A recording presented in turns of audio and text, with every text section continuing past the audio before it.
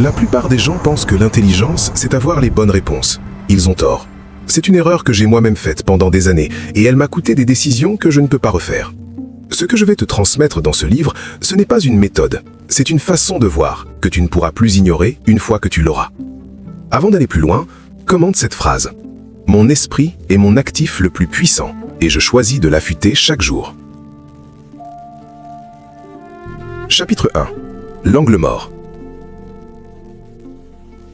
Il y a quelque chose que j'ai observé chez presque tous ceux qui ont échoué à des moments cruciaux de leur vie. Pas un manque de travail, pas un manque d'ambition. Quelque chose de plus discret, quelque chose qu'on ne remarque que de l'extérieur ou beaucoup trop tard de l'intérieur. Ils regardaient la bonne chose, mais depuis le mauvais endroit. J'avais un ami, intelligent, sérieux, le genre de personne qu'on cite en exemple. Il avait passé 6 mois à construire un projet. Il connaissait ses chiffres, il connaissait son marché. Le jour où il a présenté son idée à des investisseurs, il a été recalé en moins de 20 minutes. Pas parce que l'idée était mauvaise, parce qu'il avait répondu à toutes les questions qu'il s'était lui-même posées. Aucune de celles que les autres allaient poser. Ce n'est pas un problème de préparation, c'est un problème de cadre. Le cadre, c'est l'endroit depuis lequel tu penses. Et la majorité des gens ne choisissent jamais leur cadre consciemment. Ils héritent d'un point de vue, famille, école, expérience passée, et ils passent leur vie entière à raisonner depuis cet endroit sans jamais se demander si cet endroit est le bon. Ça semble abstrait, ça ne l'est pas. Quand tu évalues une décision financière, tu le fais depuis quoi exactement? Depuis la peur de perdre? Depuis l'exemple de ton père? Depuis ce que tu as lu il y a 3 ans? Chaque raisonnement prend naissance quelque part, et cet endroit contamine tout ce qui suit. Pas de manière visible, de manière structurelle. C'est ce qu'on appelle un angle mort. Non pas une information que tu n'as pas, une perspective que tu ne peux pas voir parce que tu es dedans. J'ai mis longtemps à comprendre ça, et quand je l'ai compris, j'ai réalisé que la plupart de mes erreurs passées n'étaient pas des erreurs de jugement, elles étaient des erreurs de position. Je jugeais correctement depuis un mauvais endroit. La différence est immense. Un jugement correct depuis un mauvais endroit te donnera toujours une réponse cohérente. Et une réponse cohérente, c'est exactement ce qui t'empêche de te remettre en question. Parce que tout se tient. Parce que le raisonnement est propre, parce que tu peux le défendre. Et pourtant, tu rates. Il y a une chose que les esprits les plus affûtés que j'ai côtoyés faisaient naturellement, sans le formuler. Avant de répondre à une question, ils changeaient d'endroit, mentalement. Ils se demandaient, non pas « quelle est la bonne réponse », mais « depuis où est-ce que je regarde cette question ?» Ce glissement, infime en apparence, transforme radicalement la qualité de ce qui suit. Ce n'est pas de la philosophie, c'est une mécanique. Pense à la dernière décision importante que tu as prise. Pas le choix lui-même, l'endroit depuis lequel tu l'as évalué. Est-ce que tu cherchais à te rassurer, à prouver quelque chose, à éviter une conversation difficile? Ces motivations-là ne disparaissent pas parce que tu réfléchis sérieusement, elles s'infiltrent dans le raisonnement. Elles le plient sans le casser. Un raisonnement plié reste debout. C'est le problème. Mon ami dont je parlais tout à l'heure a refait sa présentation 6 mois plus tard. Il n'avait pas changé son projet, il avait changé son angle. Il avait passé une semaine entière à se demander ce que lui ne pouvait pas voir sur sa propre idée. Pas ce qui était bien, ce qui était invisible pour lui, mais visible pour les autres. Il a été financé. Même projet, autre regard. Ce que ce livre va faire, si tu le laisses vraiment travailler, ce n'est pas t'apprendre à penser plus vite, c'est te déplacer. Te sortir progressivement des cadres que tu n'as pas choisis pour t'installer dans ceux que tu construis toi-même, consciemment, avec ce que tu comprends vraiment de toi et des situations. Ça demande de l'inconfort, pas de la souffrance, juste ce léger vertige de regarder quelque chose de familier depuis un endroit nouveau. Tu commences à sentir de quoi il s'agit. Si ce premier chapitre t'a déjà déplacé d'1 centimètre, abonne-toi, la suite va encore plus loin.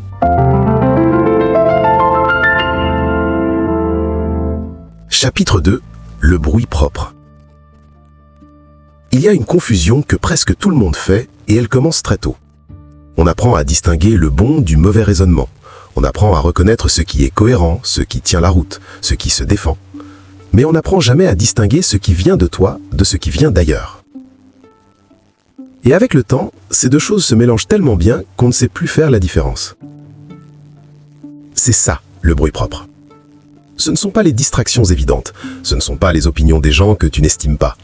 C'est la pensée qui ressemble à la tienne, qui utilise tes mots, qui parle depuis ta voix intérieure, mais qui appartient à quelqu'un d'autre. J'ai connu un homme qui avait construit toute sa carrière autour d'une conviction. Il était convaincu qu'il aimait les chiffres, la rigueur, la précision. Il était comptable, puis directeur financier, puis associé.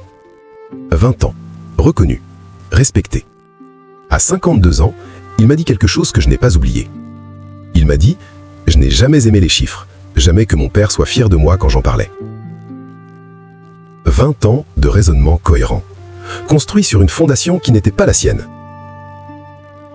Le problème avec le bruit propre, c'est qu'il ne crée pas de friction. Il glisse, il s'intègre. Il ne déclenche pas d'alarme parce qu'il parle la bonne langue, connaît tes références, respecte tes valeurs apparentes. C'est pour ça qu'il est dangereux. Pas malgré sa propreté, à cause d'elle. Alors, comment on le détecte? Pas en pensant plus fort, pas en cherchant à l'identifier directement, parce que dès qu'on cherche, on biaise la recherche. Il y a quelque chose de plus simple et de beaucoup plus exigeant. Tu observes ce qui se passe quand personne ne regarde. Pas ce que tu choisis quand il y a une audience, pas ce que tu défends quand il faut te justifier. Ce que tu fais, ce que tu ressens, ce vers quoi tu te tournes naturellement quand il n'y a aucun regard extérieur possible. Ces moments-là ne mentent pas. Pas parce qu'ils révèlent une vérité cachée au sens dramatique du terme, parce qu'ils n'ont aucune raison de performer. Je me souviens d'une période où je passais beaucoup de temps à lire sur un sujet précis. Pas pour un projet, pas parce que quelqu'un me l'avait suggéré, juste parce que quelque chose là-dedans me retenait. Je n'en parlais à personne, parce que ça semblait sans intérêt stratégique. Ça n'entrait dans aucune case de ce que je pensais construire à l'époque. Et c'est exactement ce domaine qui, des années plus tard, est devenu l'un des leviers les plus solides de ce que je fais aujourd'hui. Je ne tirais pas de plan. Je suivais quelque chose de réel. La réflexion critique ne consiste pas seulement à évaluer l'extérieur. Elle consiste aussi à évaluer la source de ta propre pensée. À te demander non pas seulement si ton raisonnement est bon, mais d'où il part, qui l'a initié, quelle émotion le précède, quel besoin il sert. Ce n'est pas de l'introspection au sens vague du terme. C'est une discipline, une forme d'hygiène mentale que très peu de gens pratiquent parce qu'elle demande de remettre en question des convictions qui fonctionnent, qui sont confortables, qui t'ont même parfois réussi. Mais une pensée qui te réussit n'est pas forcément une pensée qui t'appartient. Il y a une question que je te laisse sans attendre de réponse immédiate. Parmi les choses que tu crois vraiment sur toi-même, ta façon de travailler, ce que tu mérites, ce dont tu es capable, combien as-tu vérifié par l'expérience directe et combien as-tu simplement hérité sans t'en rendre compte? Tu n'as pas à répondre maintenant. Mais si tu sens quelque chose se déplacer en lisant ça, c'est que la question a touché quelque chose de réel. C'est suffisant pour continuer.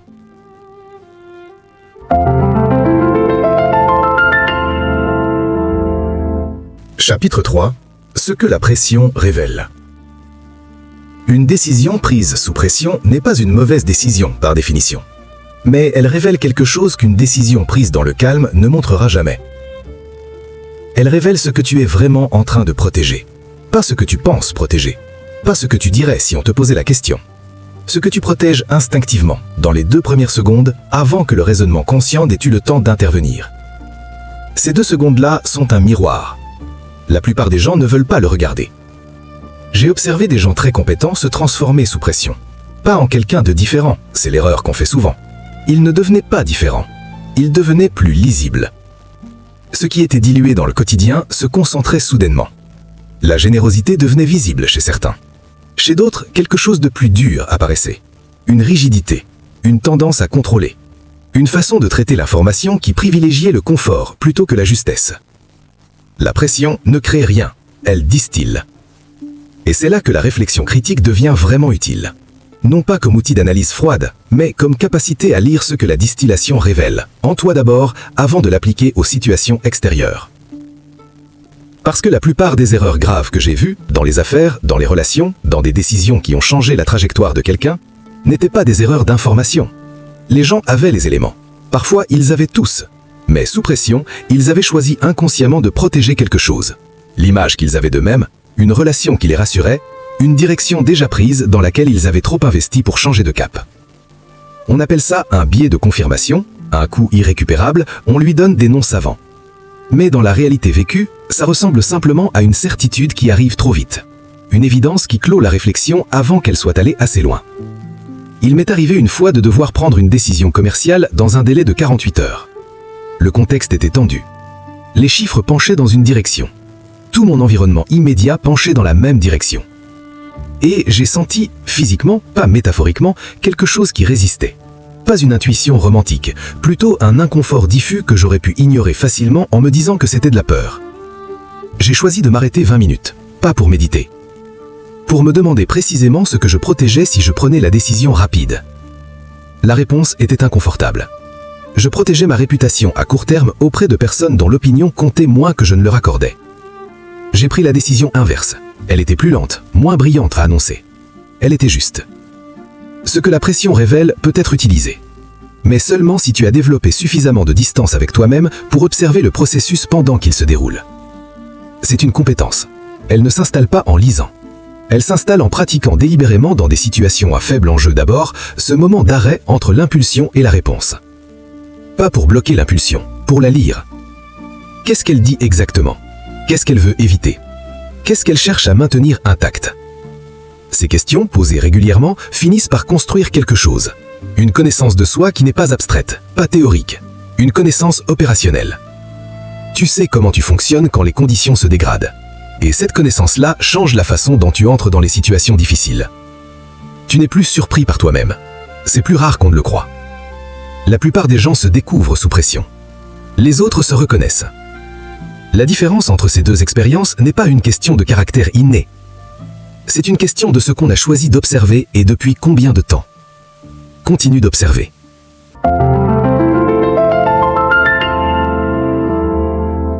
Chapitre 4. La carte n'est pas le territoire. Tu as une image du monde dans la tête. Elle est détaillée, cohérente, construite sur des années d'expérience, de lecture, de conversation. Elle te permet de naviguer, de prendre des décisions, de te positionner. Le problème, ce n'est pas qu'elle soit fausse, c'est que tu l'as confondue avec la réalité. Il y a une distinction que peu de gens font consciemment, et son absence coûte énormément. Pas toujours de manière visible, souvent de manière lente, souterraine, dans des opportunités qu'on ne voit pas parce qu'elles ne ressemblent pas à ce qu'on attend, dans des relations qu'on mal interprète parce qu'on lit les gens à travers un filtre qu'on a oublié de remettre en question, dans des marchés qu'on sous-estime parce qu'ils ne correspondent pas à la carte mentale qu'on a dessinée il y a 5 ans. La carte, c'est ton modèle du monde. Le territoire, c'est ce qui existe réellement, indépendamment de ce que tu en penses. Ces deux choses ne coïncident jamais parfaitement, jamais. La question n'est pas de les faire correspondre, c'est impossible. La question est de savoir à quel point ton écart est conscient ou non. J'ai travaillé avec quelqu'un qui avait une lecture très précise du marché de son secteur. Il avait passé 10 ans à le comprendre, à le décoder, à anticiper ses mouvements. Sa carte était bonne, meilleure que celle de la plupart de ses concurrents. Et c'est exactement ce qui l'a trahi. Parce que le secteur a changé. Pas brutalement, graduellement. De petits signaux d'abord, des frémissements que d'autres ont perçus parce qu'ils n'avaient pas de carte aussi arrêtée. Lui, il voyait ces signaux, mais il les interprétait à travers ce qu'il savait déjà.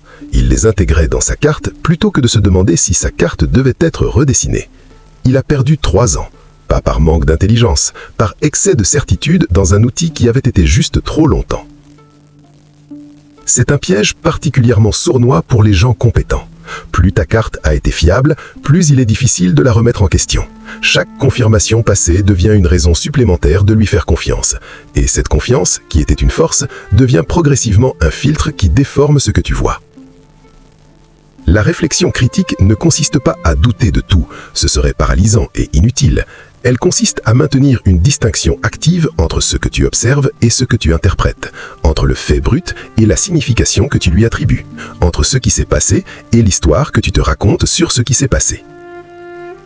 Ces deux colonnes, les faits d'un côté, l'interprétation de l'autre, sont presque toujours mélangées dans la pensée ordinaire.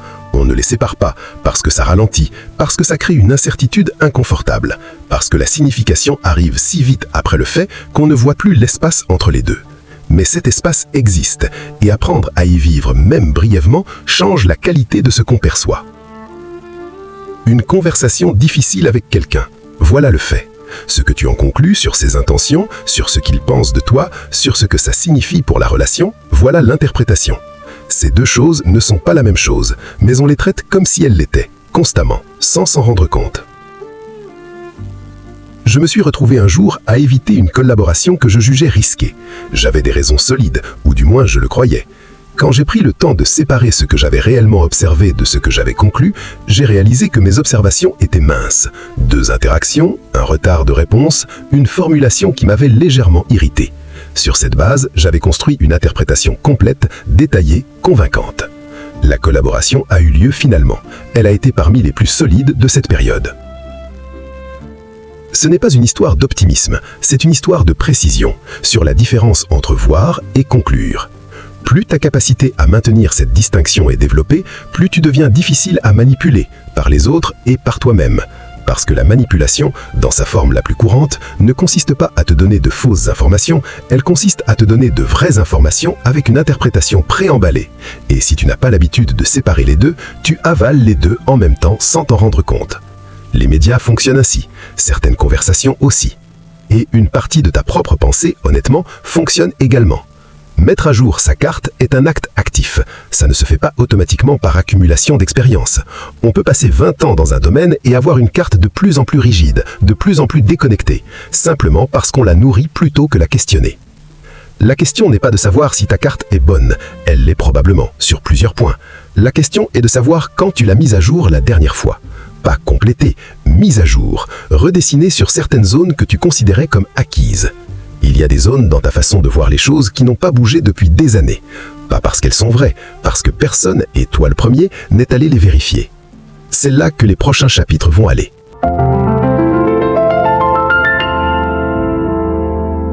Chapitre 5. L'illusion de la pensée rapide. Quelque chose se passe dans le cerveau humain quand une réponse arrive vite. Une sensation de compétence, presque de satisfaction. Comme si la rapidité elle-même était une preuve de clarté. Ce n'en est pas une. C'est l'une des confusions les plus répandues chez les gens intelligents et, paradoxalement, l'intelligence l'aggrave.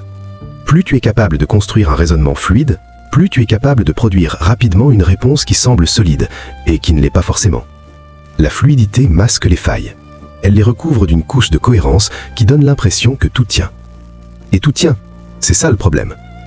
Il y a deux modes dans lesquels la pensée fonctionne. Le premier est rapide, automatique, économique. Il fonctionne par association, par reconnaissance de patterns, par analogie avec ce qu'on a déjà vécu. Il est extraordinairement efficace pour les situations familières. Il permet de traverser une journée entière sans épuiser ses ressources cognitives sur chaque micro-décision. Le second est lent, délibéré, coûteux. Il demande un effort conscient. Il résiste à l'évidence. Il pose des questions là où le premier aurait déjà conclu. Le problème n'est pas d'avoir ces deux modes. Le problème est de ne pas savoir lequel est en train de fonctionner à un moment donné. J'ai vu des gens prendre des décisions financières importantes exactement comme ils choisissaient ce qu'ils allaient manger le matin, avec la même rapidité, la même absence de friction. Pas par légèreté, ils étaient sérieux, impliqués, mais leur cerveau avait classé la situation dans une catégorie familière, avait activé le mode automatique et avait produit une réponse avant même que la réflexion délibérée ait été convoquée. Ces décisions-là ont souvent coûté cher. Pas parce qu'elles étaient prises à la légère, parce qu'elles étaient prises avec le mauvais outil. Il y a une question simple que je me suis appris à poser dans certaines situations. Pas dans toutes, ce serait épuisant et contre-productif, mais dans celles où les enjeux sont réels, où la décision va laisser une trace. La question est la suivante. Est-ce que je pense ou est-ce que je reconnais ? Penser, c'est construire, c'est assembler des éléments, tester des hypothèses, accepter provisoirement une incertitude. Reconnaître, c'est comparer une situation à un pattern déjà stocké et conclure rapidement que c'est la même chose. Les deux sont utiles. Mais confondre la reconnaissance avec la pensée, c'est croire qu'on a réfléchi alors qu'on a simplement classé. Une situation nouvelle qui ressemble à une situation ancienne n'est pas une situation ancienne. Elle a des caractéristiques propres, des variables qui ont changé, un contexte qui n'est pas identique. Et si tu réponds à la situation d'aujourd'hui avec la solution d'il y a 3 ans parce qu'elle se ressemble sur la surface, tu rates précisément ce qui les distingue. Et c'est souvent là que tout se joue. J'ai fait cette erreur dans une relation professionnelle. Quelqu'un dont le comportement initial ressemblait à celui d'une personne que j'avais mal évaluée dans le passé. Même façon de communiquer, même posture en réunion. Mon cerveau avait fait le rapprochement en quelques secondes et avait conclu. J'ai maintenu une distance qui n'était pas justifiée. J'ai laissé passer quelque chose de réel, par réflexe, pas par jugement. La reconnaissance avait pris la place de la pensée. Et je ne m'en étais pas rendu compte sur le moment parce que ça ressemblait exactement à de la prudence. C'est ça qui rend cette confusion difficile à détecter. Les automatismes ne s'annoncent pas. Ils arrivent habillés en raisonnement, en expérience, en instinct affiné. Et parfois, c'est exactement ça. L'instinct d'un expert qui a réellement appris à lire une situation en profondeur. Mais parfois, c'est juste un raccourci qui porte un costume trop grand pour lui. La différence entre les deux, tu ne peux pas toujours la voir au moment où ça se passe. Mais tu peux créer les conditions pour la voir plus souvent. La première condition, c'est le temps. Pas beaucoup. Parfois, quelques minutes suffisent. juste assez pour passer de la reconnaissance à la construction. Pour te demander non pas si ta réponse rapide est fausse, elle ne l'est peut-être pas, mais si elle est complète, si elle a pris en compte ce qui ne ressemble pas au pattern, ce qui dépasse le cadre familier. La seconde condition, c'est l'incommodité délibérée. Les meilleures pensées que j'ai eues n'étaient pas fluides, elles résistaient. Il y avait quelque chose qui accrochait, qui ne se laissait pas résumer facilement, qui demandait qu'on reste dedans un peu plus longtemps que prévu. Cette résistance n'est pas un signe que tu fais fausse route. C'est souvent un signe que tu touches quelque chose que le mode automatique ne peut pas traiter. Apprends à distinguer la résistance de la confusion. La confusion, c'est ne pas avoir les éléments. La résistance, c'est avoir les éléments, mais refuser la simplification trop rapide. L'une demande plus d'informations, l'autre demande plus de temps avec l'information qu'on a déjà. Les esprits qui déjouent les situations difficiles ne pensent pas plus vite. Ils savent quand ralentir. Ils ont développé une sensibilité à ce moment précis où le mode automatique veut prendre la main. Et ils choisissent dans ces moments-là de ne pas le laisser conclure seul. C'est une discipline silencieuse. Elle ne se voit pas de l'extérieur. Elle ne produit pas de performance visible dans l'instant. Mais elle change tout ce qui vient d'après.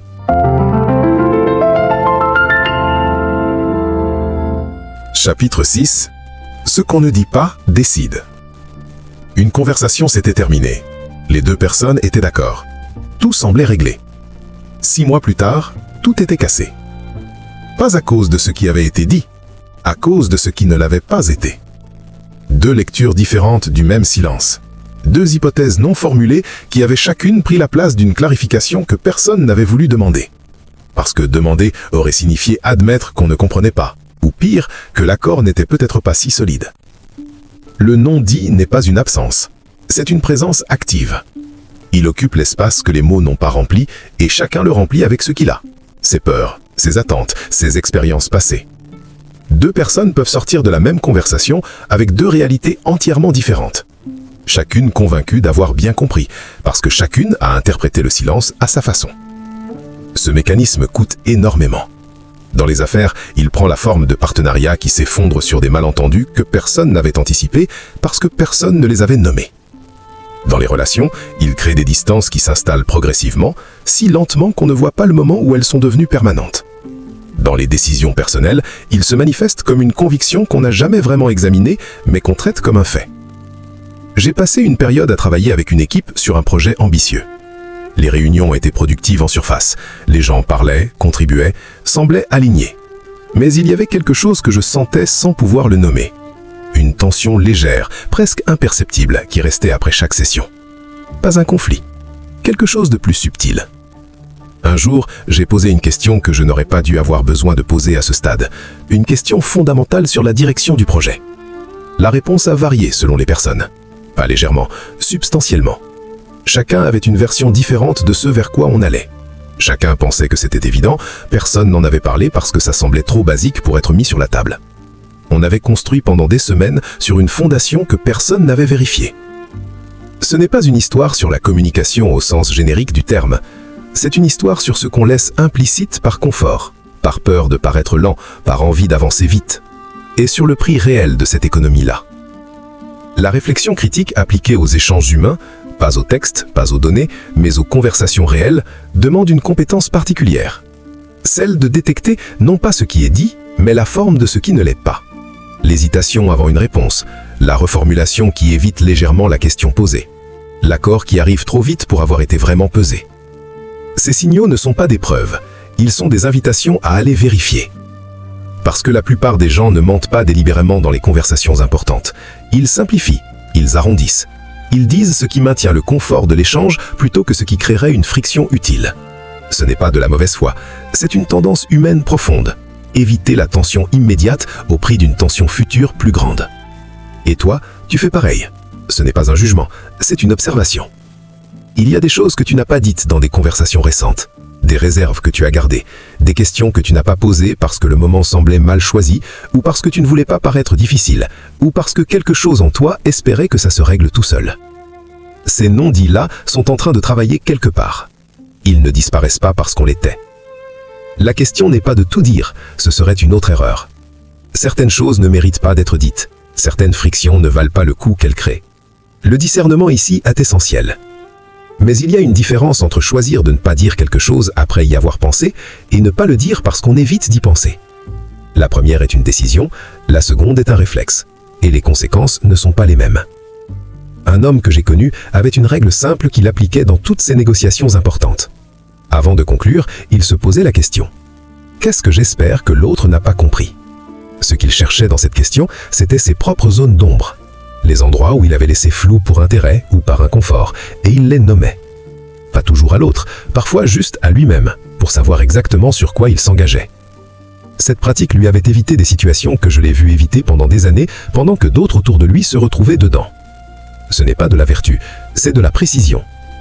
Développer cette sensibilité au non-dit, dans les conversations des autres et dans les tiennes, change la qualité de ce que tu construis. Parce que tout ce qu'on construit avec d'autres repose sur ce qu'on a réellement compris de ce que l'autre voulait dire. Pas sur ce qu'il a dit, sur ce qu'il voulait dire. Ces deux choses coïncident rarement parfaitement. Et l'écart entre les deux, c'est là que la plupart des problèmes prennent naissance. Silencieusement, proprement, bien avant que quiconque ne s'en rende compte.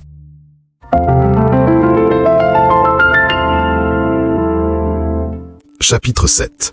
Le coût de la certitude. Il y a un moment particulier dans la vie d'un homme qui commence à réussir.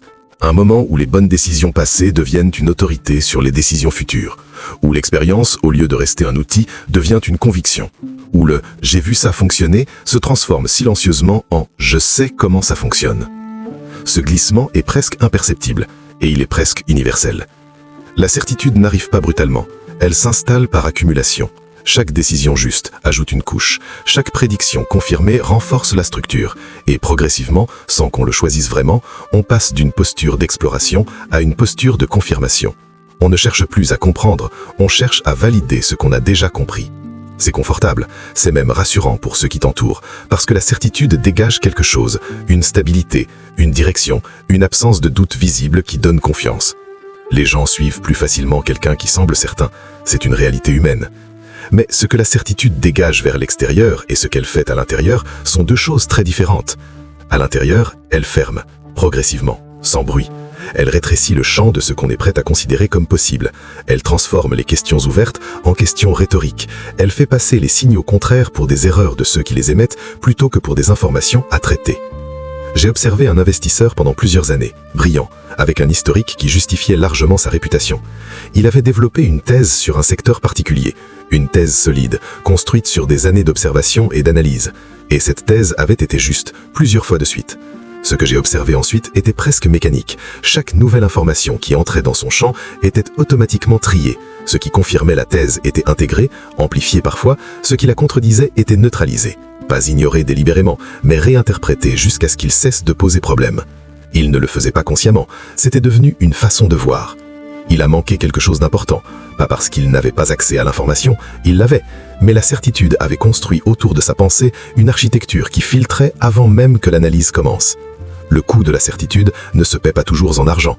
Parfois, il se paie en relations qu'on a sapu lire parce qu'on avait décidé trop tôt ce que l'autre était, en opportunités qu'on n'a pas vues parce qu'elles ne correspondaient pas à la forme qu'on attendait, en erreurs qu'on a reproduites parce qu'on était trop certain de les avoir comprises pour les examiner à nouveau. Il y a une posture que les Japonais appellent Shoshin, l'esprit du débutant. L'idée que dans chaque sujet, même celui qu'on maîtrise, il y a quelque chose qu'on n'a pas encore vu. Ce n'est pas de la fausse modestie, ce n'est pas non plus une invitation à douter de tout ce qu'on a construit. C'est une décision de maintenir une ouverture active, délibérée même, surtout là où on se sent le plus compétent. Parce que c'est précisément là que l'angle mort est le plus difficile à détecter. On ne cherche pas ce qu'on est sûr de déjà avoir. Ce que je vais dire maintenant est contre-intuitif et je veux que tu y restes un moment. Les domaines où tu te sens le plus certain sont probablement ceux où tu as le plus à perdre si tu ne te poses pas régulièrement cette question. Qu'est-ce que je refuserais d'entendre sur ce sujet? Pas ce que tu ne sais pas, ce que tu refuserais d'entendre. La nuance est importante. Ce qu'on ne sait pas, on peut l'apprendre. Ce qu'on refuserait d'entendre, c'est ce qu'on a déjà décidé de ne pas intégrer avant même de l'avoir rencontré. Et cette décision préalable est invisible, parce qu'elle ne ressemble pas à un refus. Elle ressemble à du discernement, à de l'expérience, à une lecture fine de ce qui mérite attention et de ce qui n'en mérite pas. Distinguer les deux est un travail fin, inconfortable, mais c'est là que la pensée devient vraiment libre. J'ai appris à identifier un signal particulier en moi. Quand une information me fait ressentir quelque chose qui ressemble à de l'irritation légère, pas de la colère, juste une légère résistance, une envie de relativiser rapidement ce que je viens d'entendre. Je m'arrête. Pas longtemps. Juste assez pour me demander si cette résistance vient d'un jugement informé ou d'une certitude qui se défend. Parfois, c'est un jugement informé, et je continue. Parfois, c'est une certitude qui se défend, et dans ce cas, l'information mérite exactement l'attention que je voulais lui refuser. La certitude est utile, elle permet d'agir, elle donne une direction dans un monde qui en manque souvent, mais elle a besoin d'être tenue à une certaine distance de soi, utilisée comme un outil, pas comme habitée comme identité. Parce que quand la certitude devient identité, la remettre en question ne ressemble plus à de la pensée, ça ressemble à une menace. Et une pensée qui se protège a cessé de fonctionner.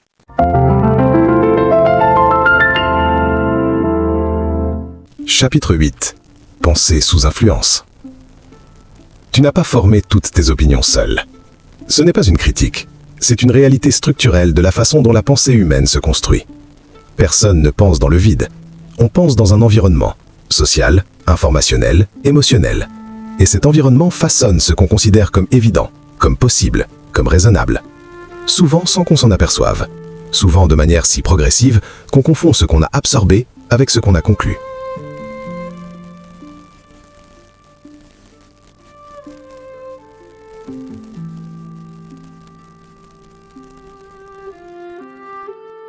La question n'est pas d'identifier une manipulation extérieure et de s'en libérer héroïquement.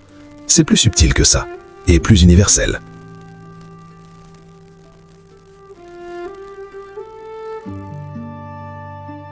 Chaque environnement dans lequel tu passes du temps crée une pression normative silencieuse. Pas une pression visible, pas une injonction formulée, une gravité douce qui oriente ce qu'on considère comme évident, comme possible, comme raisonnable. Souvent sans qu'on s'en aperçoive. Souvent de manière si progressive qu'on confond ce qu'on a absorbé avec ce qu'on a conclu.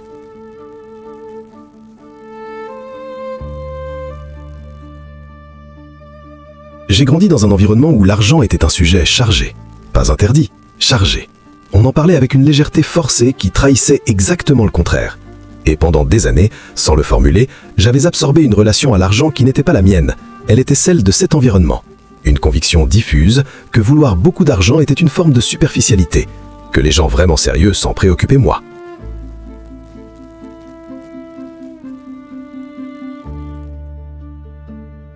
Je n'avais pas décidé ça, je l'avais respiré. Et cette conviction travaillait en silence dans mes décisions. Elle limitait ce que j'étais prêt à demander, ce que je considérais comme légitime de vouloir, ce que je me permettais d'imaginer comme possible. Pas de manière dramatique, de manière quotidienne, dans de micro-décisions que je ne reliais pas à cette conviction, parce que je ne la voyais pas encore.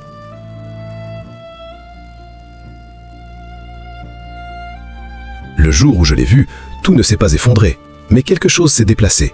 Une pression que je ne savais pas porter s'est allégée.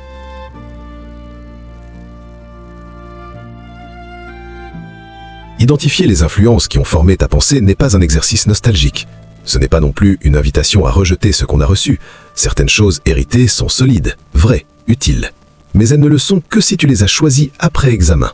Pas simplement maintenues parce qu'elles étaient là avant que tu commences à vraiment regarder.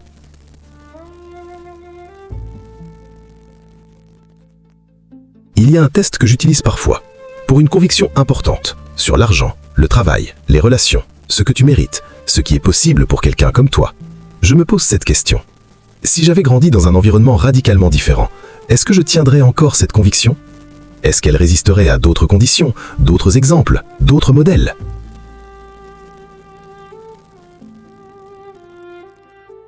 Si la réponse est oui, la conviction est probablement ancrée dans quelque chose de réel. Si la réponse est incertaine, elle mérite d'être examinée de plus près. Pas abandonnée, examinée.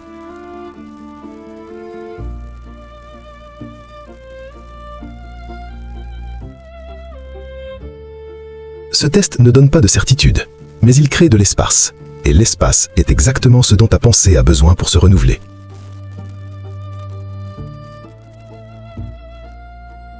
Il y a une autre forme d'influence dont on parle peu, parce qu'elle est plus récente et plus difficile à saisir. L'environnement informationnel. Ce qu'on consomme, régulièrement. Pas en termes de qualité, mais en termes de structure.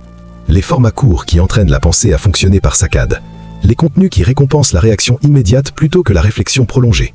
Les algorithmes qui amplifient ce qui confirme ce qu'on pense déjà parce que c'est ce qui maintient l'attention.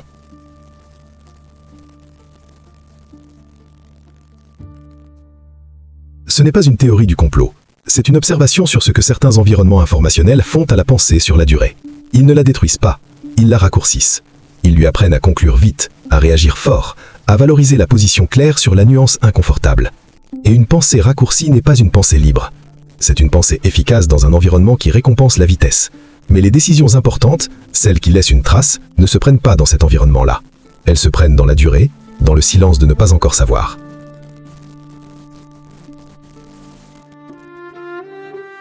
Penser sous influence ne signifie pas penser faux. Ça signifie penser dans un cadre qu'on n'a pas choisi. Et la différence entre subir ce cadre et le choisir consciemment, même si on finit par choisir le même, est immense. Parce que ce qu'on choisit, on peut le remettre en question. Ce qu'on subit sans le voir, on le défend comme si c'était soi.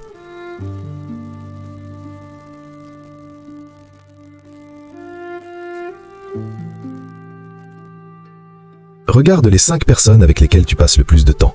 Pas pour les juger, pour observer. Qu'est-ce que leur présence régulière rend normale dans ta façon de penser? Qu'est-ce qu'elle rend invisible? Qu'est-ce qu'elle t'a appris à ne plus questionner?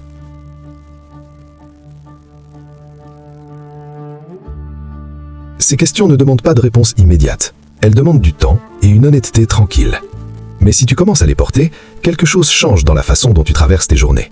Tu commences à voir la différence entre ce que tu penses et dans ce quoi tu penses.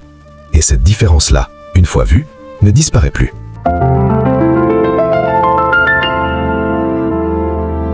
Chapitre 9. L'esprit qu'on construit. Il y a une image que les gens ont de la transformation. Quelque chose de visible, de daté, un avant et un après qu'on peut montrer. Un moment où tout bascule, une décision qui change tout.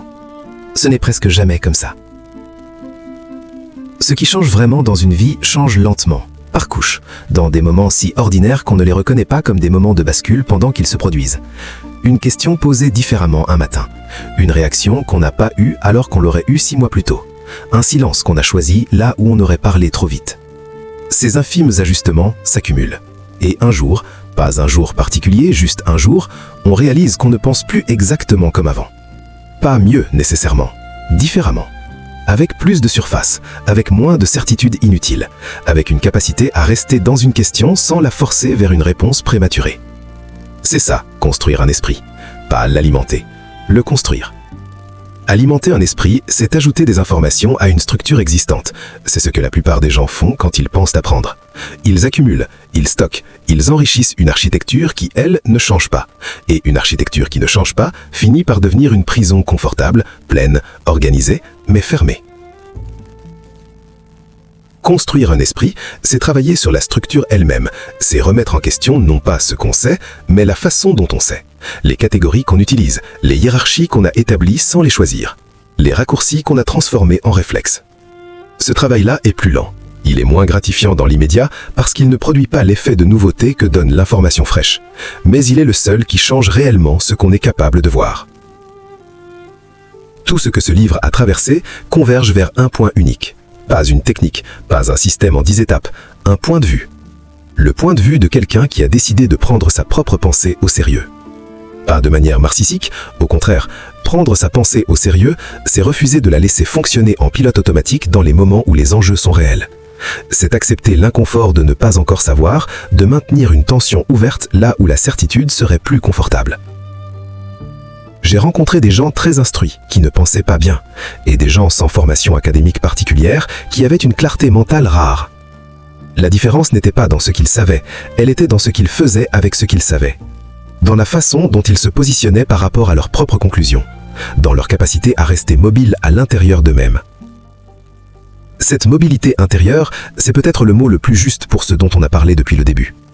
Un esprit mobile ne change pas d'avis sur tout en permanence, ce serait de l'instabilité, pas de la liberté. Un esprit mobile maintient des convictions solides tout en restant capable de les examiner sans se sentir menacé par cet examen.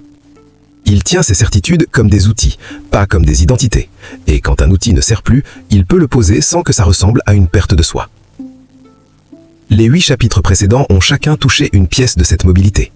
L'angle mort qu'on ne choisit pas, le bruit propre qui parle avec notre voix, ce que la pression distille de vrai. La carte qui n'est pas le territoire, l'illusion de la pensée rapide, ce que le silence décide à notre place, le coup de la certitude, la pensée formée par ce qui nous entoure. Ces pièces ne forment pas un système qu'on applique, elles forment une sensibilité qu'on développe. Et une sensibilité ne s'installe pas en une lecture, elle s'installe dans le temps, dans la répétition, dans les moments où on choisit de ralentir alors que tout pousse à conclure vite. Ce que tu fais maintenant avec ce que tu as lu, c'est la seule chose qui compte. Pas ce que tu en penses, ce que tu en fais. Les deux ne sont pas la même chose, et la différence entre les deux définit à peu près tout. Il y a des gens qui consomment des idées comme d'autres consomment des images, pour la sensation du moment, pour le sentiment temporaire d'avoir avancé.